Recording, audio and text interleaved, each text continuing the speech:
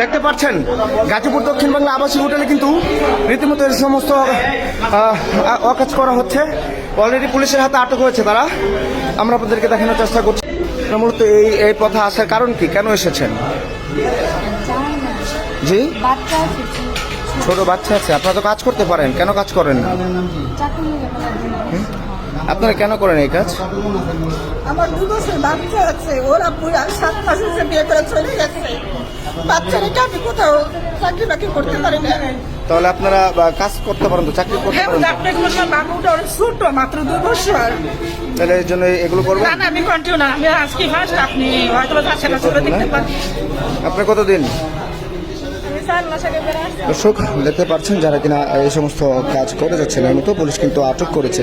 আপনি মূলত কেন এসেছেন এখানে?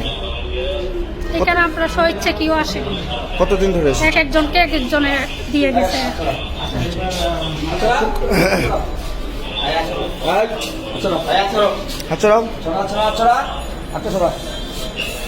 দেখতে পাচ্ছেন মূলত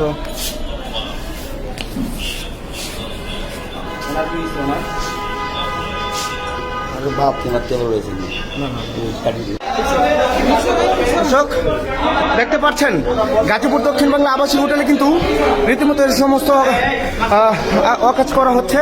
অলরেডি পুলিশের হাতে আটক হয়েছে তারা। আমরা আপনাদেরকে দেখানোর চেষ্টা করছি। আসলেই পুলিশ সহকারে এসেছে, এসে কিন্তু তাদেরকে গ্রেফতারের ব্যবস্থা করা হচ্ছে। এই মুখ খুলেন, এই মুখ খুলেন, মুখ খুলেন, মুখ খুলেন, মুখ খুলেন না কেন? এই বাড়ি কই?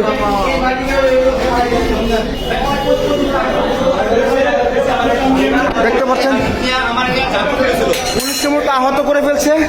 এই তো আমাকে নিয়ে যাত্রী তুলেছিল, মানে আপনাকে নিয়ে ছাদ থেকে নামতে ছিল না? সেই সঙ্গে দর্শক এই যে পুলিশ সদস্য তাকে কিন্তু মূলত ছাদের থেকে ফেলে দিতে চেয়েছিল, মূলত প্রাণে বেঁচে গিয়েছে পুলিশ অফিসার।